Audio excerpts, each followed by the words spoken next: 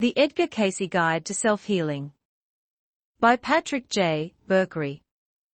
Introduction. A condensed version. Man is capable of doing anything that he wants.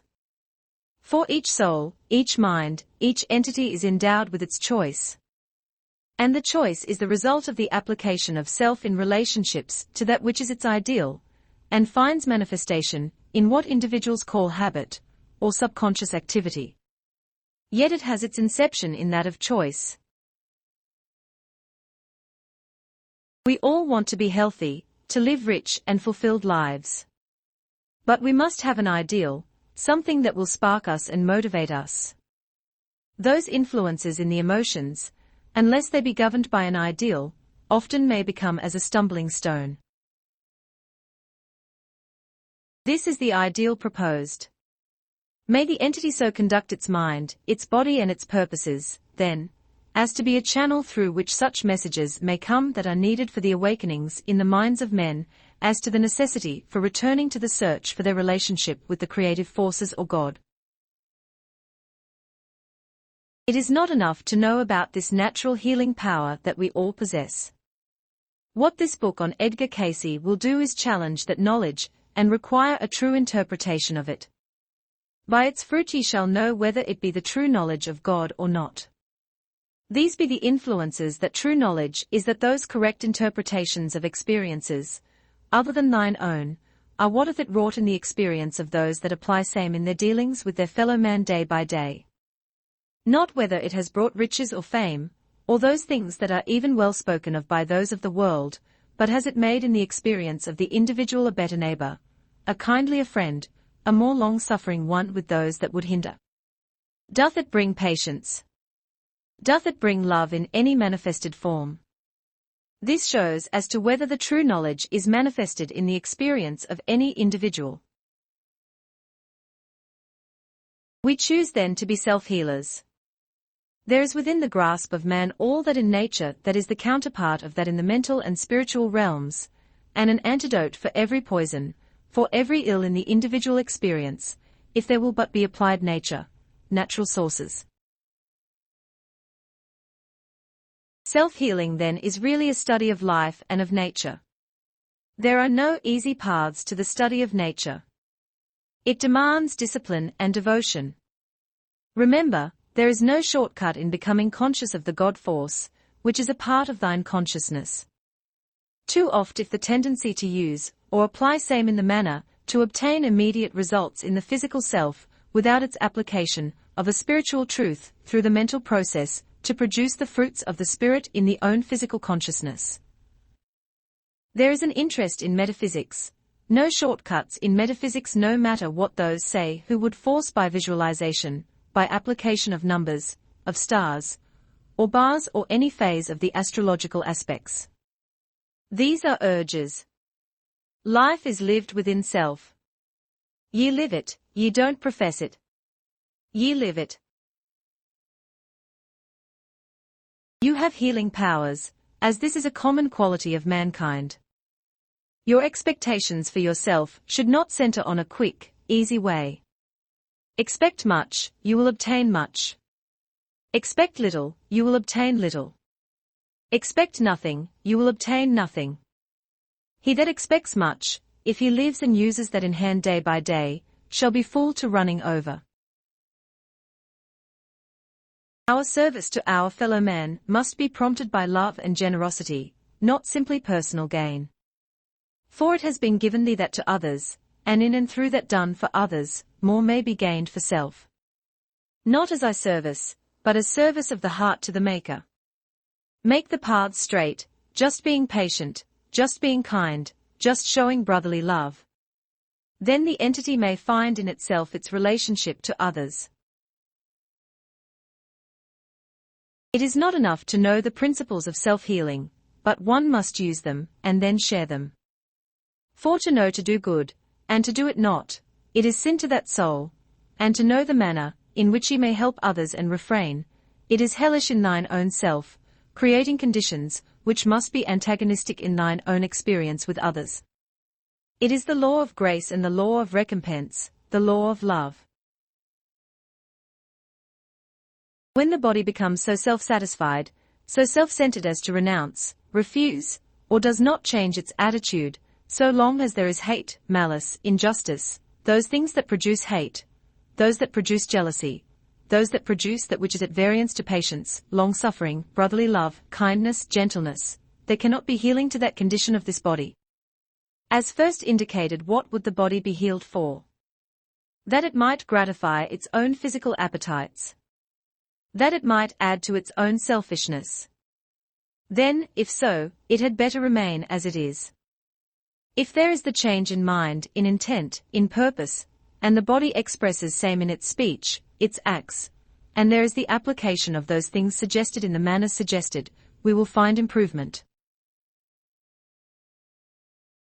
But first the change of heart, the change of mind, the change of purpose, the change of intent.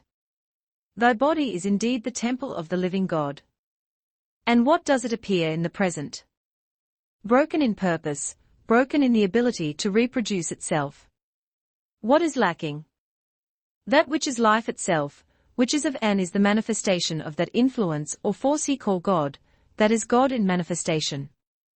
The study of self-healing, then, is an opportunity to confront ourselves and our attitudes towards self and neighbor. What is our role on this earth? Why do we exist? What is our purpose on this planet?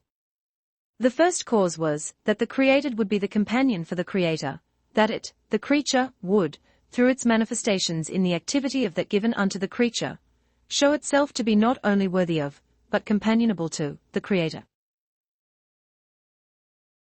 We all have individual purposes, and that we are not to judge, condemn, or deter another soul from its fulfillment. We find that there were those environs in which the attraction gave the opportunity for the entity, in bringing creative influences and forces in the experience, to meet self, and thus correct much that had been and is in the way of development for the soul entity. We cannot become one with the creative forces, nor can we tap the unconscious mind if we are unwilling to live up to our purpose and fulfill the promise of our own creation. For each soul enters that it may make its paths straight. For they alone who walk the straight and narrow way may know themselves to be themselves, and yet one with the creative forces. Hence the purpose for each entrance is that the opportunities may be embraced by the entity for living, being, that which is creative, and in keeping with the way. For the Father has not willed that any soul should perish, and is thus mindful that each soul has again and again, and yet again, the opportunity for making its paths straight. We are here on earth to learn and to fulfill. We make mistakes, but these are merely stepping stones to real development. That the earth has been given as a schooling for those that in the beginnings erred in self-indulgences, self-aggrandizement, self-glorification, is indeed a merciful experience then, even to those that find turmoils, strife and antagonism, and disturbing forces in their experience. If they will but empty themselves of themselves, they may become channels through which a glorified Father in the Son may be manifested in and among men. Not, then, what an individual knows or professes, but what the individual does towards his fellow man, as to that the individual has set as his or her ideal. If man has fallen from his level of privilege and respect, it is because he has chosen to ignore his own abilities, and depend on things outside of himself for fulfillment. For it is not by chance that each entity enters, but that the entity, as a part of the whole, may fill that place which no other soul may fill so well. Each soul was, is, and is to be a companion with that creative influence or force called God. Thus each entity is a child of God, or is a part of that whole. Thus the urges latent or manifested are expressions of an entity in the varied phases of consciousness. In the material, or earthly sojourn these find expressions, or manifestations in a three-dimensional manner. Each entity, thus, finds itself body, mind and soul. These phases represent the three spiritual attributes that are understandable, or comprehended in materiality. Yet as the mental and the spiritual become more and more expressive, or controlling through the experiences in the earth, the entity becomes aware of other dimensions in its material sojourn. We are many things, and have many powers. And if disease racks us or attacks us, we need not succumb. We are endowed by our Creator with the ability to restore our triune balance. While body is subject to all the influences of materiality, it may be controlled, the emotions thereof, by the mind. And the mind may be directed by spirit. Spirit is that portion of the first cause, which finds expression in all that is everlasting in the consciousness of mind or matter.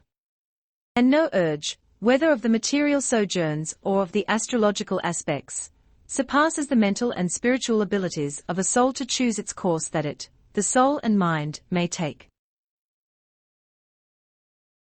Realize that whatever we suffer or endure we have brought on ourselves.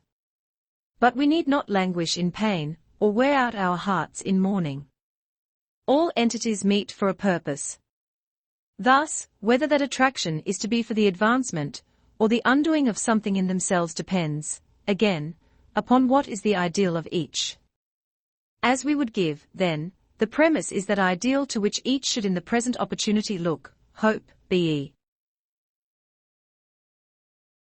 Constantly keep in mind his cheerful suggestion. Keep the heart singing. Keep the mind clear. Keep the face toward the light. The shadows then are behind. First strive to see yourself as a channel, open to the power of the self and the unconscious mind.